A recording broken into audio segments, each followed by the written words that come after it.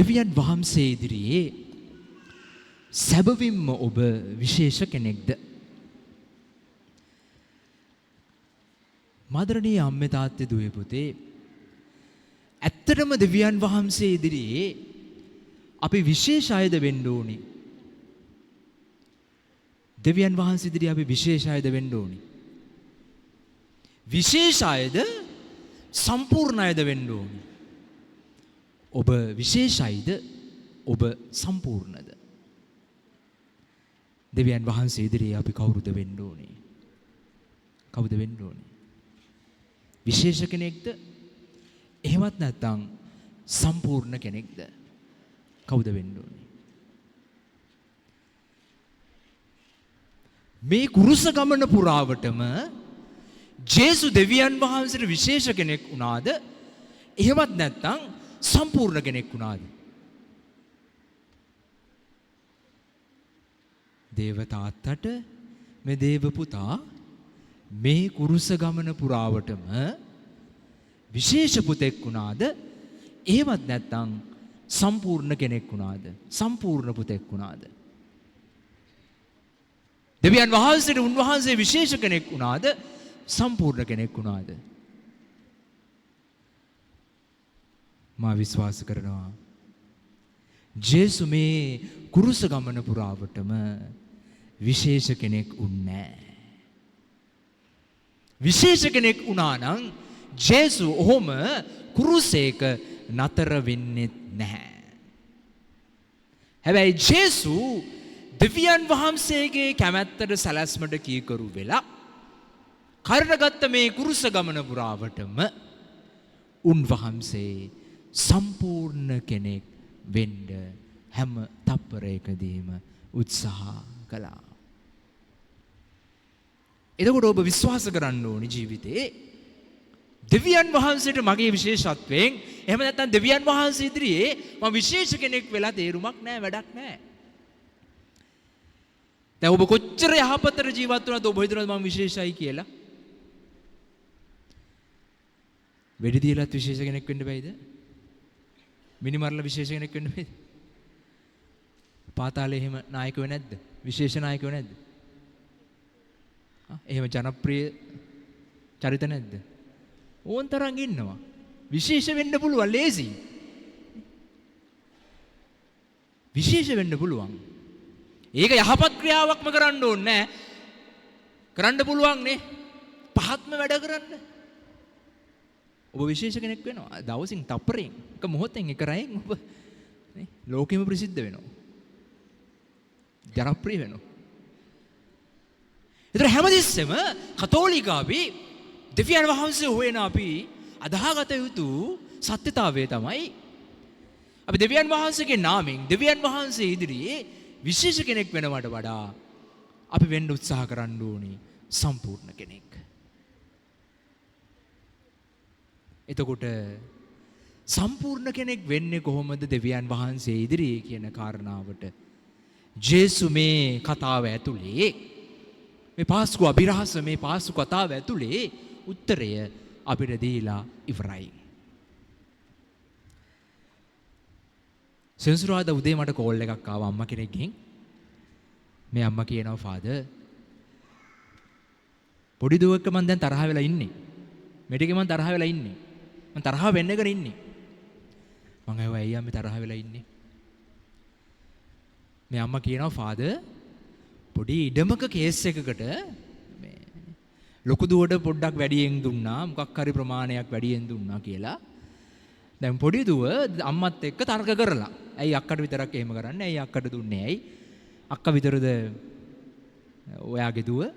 දැන් එහෙම කතා බහක් වචන ටිකක් කුමාරි වෙලා තියෙනවා. මේ සහෝදරයෝ අතර මේ අම්මා දැක්වූ දායකත්වයේ උඩ යම් කිසි කාරණාවකට මොකක් හරි කතාවක් බහක් දික් කරලා තියෙනවා.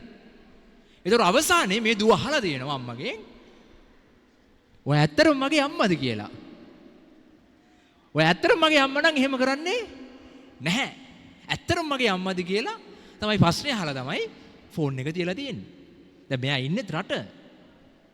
ලංකාවේ ඉන්න සහෝදරියට වැඩිපුර මොනාරි කරා කියලා දැන් කෝල් කරලා අම්මත් එක්ක තර්ක කරලා අන්තිමට තර්ක නැවතුනේ කොතනද? ඇත්තටම ඔයා මගේ අම්මද? අම්මා නම් ඔහොම කරන්නේ නැහැ. දැන් මේ අම්මා කියනවා ෆාදර් මේ වචන ටිකට මගේ පපුව හොස් ගාලා ගියා. ෆාදර් මම දෙන්න ඕනේ දේවල් දීලා තියෙන්නේ හැමෝටම. එක හා සමානව හැමෝටම දීලා තියෙන්නේ. මම දන්නේ මොන කාරණාවකටද මේ පුංචි දෙයක් අල්ලගෙන දැන් මේ මගේ පොඩි දුව මෙහෙම කතා කරද්දි සහ මේ අන්තිමට අහපු ප්‍රශ්නේනේ ඔයා මගේ ඇත්තටම අම්මද? අම්මා නම් එහෙම කරනවද? මගේ පපුව හොස් කාලා ගියා. වාද මන් තීරණය කරා මං ආයෙ කතා කරන්නේ නැහැ කියලා. දැන් සතියක් දෙකක් වෙනවා ෆාදර් මට කෝල් කරලා දෙනවා. කෝල් කරන සැරයක් පාසාම මම කතා කරන්න ගියේ නැහැ. දැන් එක දිගට මට කෝල් කරනවා. දැන් මෙයාම මගෙන් අහනවා මම කතා කරන්නද ෆාදර්? මොකද කරන්නේ? කතා කරන්නද පොඩ්ඩක් මඩවන්නද? නේ පොඩ්ඩක් විදින්න දීලා දැන් එයාත් පිච්චෙනවා දැන් මේ මොකදනේ? දැන් එයා අහපු දෙයට දැන් එයාත් දැන් අවුලෙන් ඉන්නේ. දැන් එයාත් පිච්චෙනවනේ. ඒ වචනේ දැන් එයාට දරා ගන්න බැරිලා එයා කටින් පැන්න කොහොම හරි. දැන් අම්මා නේ අම්මගේ හැංගෙන් දෙන්නේ වෙනස් වුණා කියලා දැන් එයාට තේරලා තියෙන්නේ. දැන් මං කතා කරන්නද? කතා කරොත් මොකද වෙන්නේ? එයා මේ එයාට මේක විදවන්න දෙන්න ඕනේ ෆාදර්. විදවන්න දෙන්නද තව ටිකක් ෆාදර්? දැන් මගෙන් අහනවා. මං කිව්ව මෙච්චරයි අම්මේ. දුව කරන දේ දුව කියන දේ දුව ගෙනියනවා. ඔයා කරන දේ ඔයා කියන දේ කවදා හරි ඔයා ගෙනියනවා. අන්තිම දවසේ දුව ඉස්සරහනේ මේ ඔයා නතර වෙන්නේ දෙවියන් වහන්සේ ඉදිරියේ. ඇත්තරම දෙවියන් වහන්සේට ඔබ විශේෂ කෙනෙක් වෙනාට වඩා සම්පූර්ණ කෙනෙක් වෙන්න ඕනේ නම් ඔක අමතක කරලා දාන්න. ඔයා නිදහස් වෙන්න. නින්ද ගියාද මේ ටිකේ? ඔය ප්‍රශ්නේ උඩ නින්ද ගියාද ඔයාට? සමහර දුර නින්ද ගිය ප්‍රමාණයට වඩා ඔයාට නින්ද යන්නේ නැතුව ඇති. ඒ නිසාම මට කතා කරේ. වාගේ හිතර වදයක් නිසානේ මට කතා කරේ මේ තකාණියේ. මම ගෝ අම්මේ සමාව දෙන්න, ආදරය කරන්න, ඔය නිදහස් කරන්න. මතක තියාගන්න. අන්තිම දවසේ දුවනේ මේ ඉතුරු වෙන්නේ දෙවියන් වහන්සේ විතරයි. මාදරණීය අම්මේ තාත්තේ දුවේ පුතේ ජීවිතේ අපි දෙවියන් වහන්සේගෙන් කොච්චර දේවල් බලාපොරොත්තු වෙනවද? ඊටත් වඩා මේ කාලේ පුරාවට අපි මොන දේවල් කරන්න උත්සාහ කරනවද? සහ මේ දෙවියන් වහන්සේගේ වචන, මේ දේශනා, මේ සුභාරංචි අපි අහලා නැද්ද? අපි දන්නේ නැද්ද? ඒතර ඇයි මේ අධ්‍යාත්මික ගමන යන්න අපිට බැරි? කොහෙද වැරදිලා තියෙන්නේ අපිට? මම ඔබට යෝජනා කරන්නේ දෙවියන් වහන්සේ ඉදිරියේ ඇත්තටම ඔබ විශේෂ කෙනෙක් වෙනවට වඩා සම්පූර්ණ කෙනෙක් වෙන්න නම් ඔබ දැනගන්න ඕනේ. යාඥාව සමග යාඥාව එකතු කරගෙන ඔබ මේ අධ්‍යාත්මික ගමන දවසින් දවස පියමැන්නේ නැත්නම් හැමතිස්සෙම ඇතුළු ඉන්න සතා තමයි එළියට එන්නේ. ඇත්තටම මේ චතාරික් කාලේ අපි කරන්න ඕනේ අර ඇතුළේ හැංගිලා ඉන්න තමයි අපිත් දන්නේ නැති සතාට විනයක් ඇති කරගන්න. අපි හැංගීම් දැනීම් වල විනයක් ඇති කරගන්න. ඒතර මේ හැංගීම් දැනීම් වල විනයක් ඇති කරගන්න නම් අනිවාර්යයෙන්ම සප්‍රසාද වහන්සේ ඉස්සරහා දැන ගහන්නම ඕනේ. ඒතර කොහොමද අපි දෙවියන් වහන්සේ ඉදිරියට සම්පූර්ණ කෙනෙක් වෙන්නේ? බලන්න සුභාරංචිය බොහොම පැහැදිලිවම අපිට කියනවානේ මේවා ආයේ කියවන්න ඕනේද කියලා නිකන් මට හිතෙනවා. හොඳට අහගන්න. ඔබේ පියාණන් වහන්සේ දයානුකම්පාව ඇතිව සිටින්නාක් මෙන් ඔබද දයානුකම්පාව ඇතිව සිටින්න. දෙවියන් වහන්සේ සම්පූර්ණ කෙනෙක් වුණේ මොනවා හේතුව නිසාද? දෙවියන් වහන්සේ සම්පූර්ණේ කොහොමද? මොකද්ද තිබුණ සුවිශේෂ කාරණාව? දැන් අපි කියන දෙවියන් වහන්සේ අපිට මීට ඉහත දවස් කලින් දවසේදී කිව්වා මම සම්පූර්ණ සිටින්නාක් මෙන් ඔබද සම්පූර්ණ සිටින්න. ඔබට මතක ඇතිද? දෙවියන් වහන්සේ ඔබේ පියාණන් වහන්සේ සම්පූර්ණ සිටින්නාක් මෙන් ඔබද සම්පූර්ණව සිටින්න. දෙවියන් වහන්සේ සම්පූර්ණ කියලා කියන්නේ කොහොමද? මොකක්ද තියෙන සුවිශේෂ කාරණාව? එකම කාරණාව මෙච්චරයි මේ. දයානුකම්පාව ඇතිව සිටින්නාක් මෙන්ම ඔබද දයානුකම්පාව ඇතිව සිටින්න. දෙවියන් වහන්සේනේ අපේ ජීවිත ප්‍රශ්න හමුවේ, අපේ ජීවිත අරගල හමුවේ, අපේ ජීවිත වැටීම් හමුවේ, අපේ ජීවිත ඇබ්බැහිවීම් පරීක්ෂා හමුවේ කොච්චර දයාව අනුකම්පාව තුල අපි රද දෙනවද? උන්වහන්සේ කන් දෙක දෙනවද? උන්වහන්සේගේ හදවතේ ඉඩ දෙනවද? ඒතර සමහර වෙලාවට අපිත් එක්ක ජීවත් වෙන අය ඇතුලේ අපිත් එක්ක සම්බන්ධ වෙන අය ඇතුලේ ඒ දානුකම්පාව අපි බෙදා ගන්නවද? අපි දැන ගහලා ඉල්ලන උන්වහන්සේගෙන් බලාපොරොත්තු වෙන දානුකම්පාව අපි කොචෙක් දුරට බෙදා ගන්න උත්සාහ කරනවද? ඒක දෙවියන් වහන්සේ සම්පූර්ණ කෙනෙක් වෙන්න තියෙන ප්‍රධානම සාධකය තමයි ඔබ උන්වහන්සේගේ ලැබෙන සමාව ආදරය බෙදා ගැනීමම පමණයි. අනුන් විනිශ්චය නොකරන්න, ඔබත් විනිශ්චය කරනු නොලැබේ. අනුන් වරදටපත් නොකරන්න, එවිට ඔබත් වරදටපත් කරනු නොලැබේ. සමාව දෙන්න, එවිට ඔබටද සමාව දෙනු ලැබේ.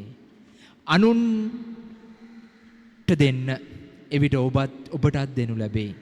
ඔහු නියම මිම්ම පිරී යන ඉතිරි යන ධර්මයේ සොලොසලවා තල තල ඔබගේ ඔඩොක්කුවට මෙන දමන්නා වූය. දෙවියන් වහන්සේගෙන් බලාපොරොත්තු වෙන්නේ අපි චුට්ටක්ද? අතර ප්‍රමාණයක්ද? ඒක ඔබ හිතන ජීවිතේ ඔබේ කරුකාරය ඇතුලේ දෙවියන් වහන්සේ අපි බලාපොරොත්තු වෙන්නේ නේ ලොකුවටනේ. ඉල්ලන දේ ඇතුලේ අපි ලොකු ප්‍රමාණයක් බලාපොරොත්තු වෙන සමාලන්නේ. ඒක හිතන්නකෝ දැන් ඔබ කඩේට යනවා බඩු ගන්න. සීනි 500ක් ගන්න යනවා. සමහර කඩ තියෙනවා ඔබට ගිහිල්ලා සීනි 500 බෑග් එකකට දාගන්න පුළුවන් නේ. දැන් මේක ඔබ දන්නවා කොච්චර දැන් මේක කිරනවා කියලා ඔබ දන්නවනේ. ඔබ බෑග් එකට සීනි දාලා දෙන ප්‍රමාණයට කිරනවා. හැබැයි ඔබ සීනි දාගද්දි මොකද කරන්නේ? තලන්නේ නැද්ද? තල තව වැඩි සීනි ඇටයක් හරි වැඩි කරන්න උත්සාහ කරන්නේ නැද්ද? හොලෝ නැද්ද? කඩේ කියලා දුන්නොත් ඒක වෙනම කතාවක්.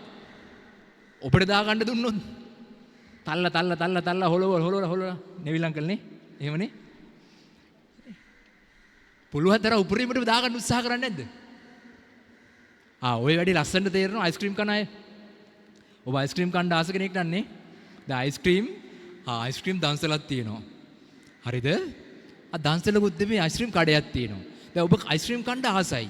දැන් ඔබ කඩේට යනවා. හැබැයි ඒ කඩේ විශේෂත්වයක් තියෙනවා. ඔබට කියලා දාගන්න පුළුවන්. මොකද වෙන්නේ අයිස්ක්‍රීම් ටික? ඉස්සෙල්ලා මොකද්ද පුරවන්නේ? කෝන් එක ඇතුළේ රින්ගලා තල්ලානේ හොලෝලා තියෙන්න පුළුවන් උපරිමම අයිස්ක්‍රීම් ටික පුරවන්නේ නැද්ද කෝන් එකේ? කෝන් එකට පුරවනවා ඉස්සෙල්ලාම. ඊට පස්සේ වැක්කිරෙන්න ප්‍රමාණයනේ පුළුවන් වැටෙන ප්‍රමාණයට එක්ක අතින් අල්ලන් හරි එන්න පුළුවන් විදිහට ඔබ කෝන් එක උඩට පුරවන්නේ නැද්ද ඊට පස්සේ?